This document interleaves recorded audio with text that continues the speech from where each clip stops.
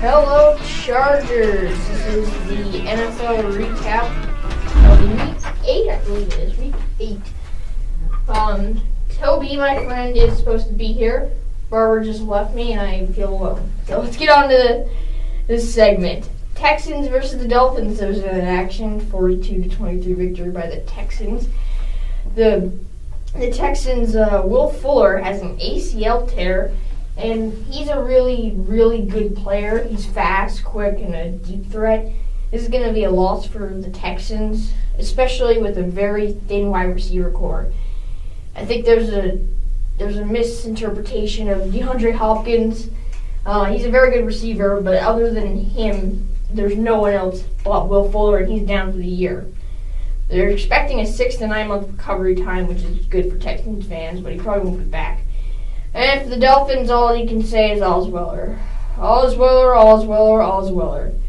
Whenever he thinks that he's not going to start, that it's a surprise to everyone, he does well. And then whenever he knows he's going to start the next week, whenever this is not a surprise to him, whenever this is not a surprise to anyone, they give him a chance. We open up our hearts.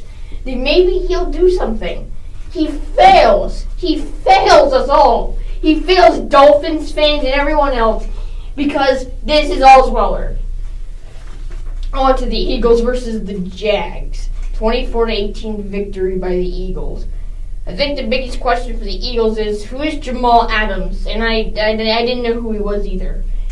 He's a running back, and he had a very good game, 9 carries, 61 yards. Don't expect much more of him. This is because of Ajayi being hurt for the year. They didn't give Smallwood much of a chance, and Sproles is out. But this is not going to be a long-term thing. Adams will be the third guy when Sproles comes back. And once they figure out this offense, which has had some troubles, he'll be in the back row. The Jaguars have Bumbling Bortles as their quarterback. I'm naming him that, and I think I named him this last week. Bortles is Bumbling Bortles, and that's all I can say. Whenever he does bad and there's nothing else to report, I'm just going to say that it's Bumbling Bortles, so there you go. Chiefs versus the Broncos, 30-23 victory by the Chiefs. The Chiefs' offense is legit, and if all of you are questioning this, if you're questioning this right now, they beat the Broncos, the best defense, or one of the best defenses in the league, and they scored 30 points, and it looked easy. This team is the best in the AFC right now. They're better than the Patriots. And the Patriots did win that game, but the Chiefs have a lot more talent than the Patriots do as a roster, a full roster perspective. Keenum was back to earth this last season. Do you remember Keenum? Yeah, I fairly do. He was good. No, not this year. He's played all right. Denver's not a very good team. It's never really been a good offensive team since Manning left. In his last year, they had Brian Osweiler, as I mentioned before. Steelers versus the Browns, 33-18 victory by the Steelers. If you were surprised, I don't know why. The Browns always lose it. Somehow in this close fashion, making you think they're going to win, but then they never do. Roethlisberger, if you don't believe me, is declining.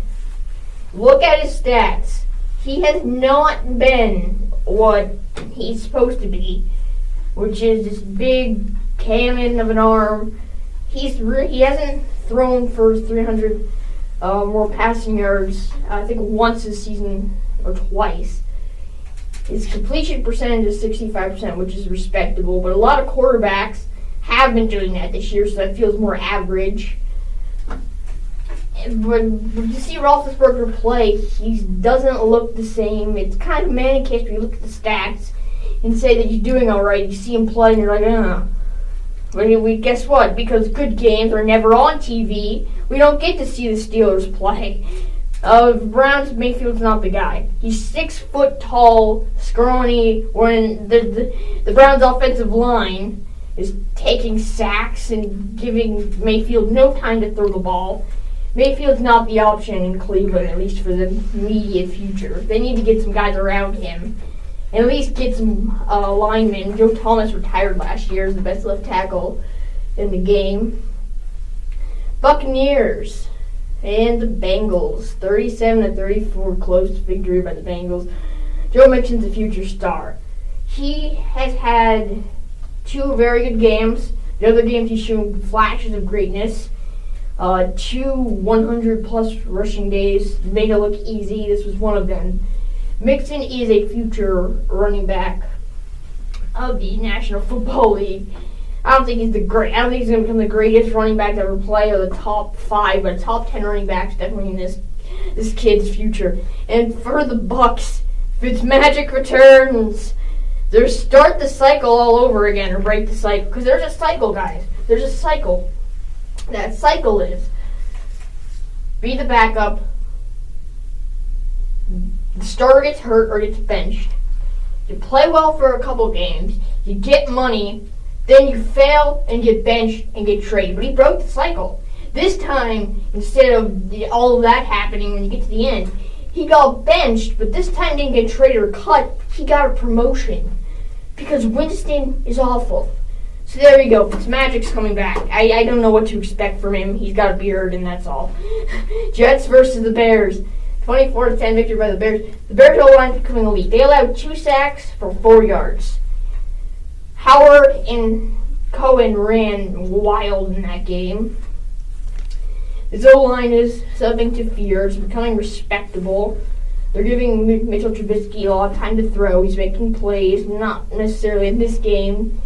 And this Bears team will be a playoff contender. They are indeed a contender and not a pretender.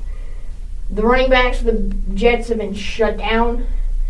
I mean, we see Powell's out probably for the season with a neck injury. He didn't look good. It's harder to prepare for 2 guys than it is 1.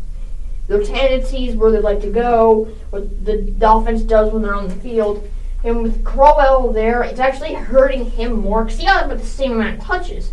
This isn't about him not getting enough touches. He got the same amount as usual. 13 carries for 25 yards. That's awful. That is awful. That really is awful. And Powell usually gets like 10, 11 carries and he evens it out. This Bears running back, or the Jets running back committee, is going to have some struggles. Now they need another guy. That'll do it for part 1 of the NFL recap. I'll probably be a part 2 of very soon, and I'll see you next time.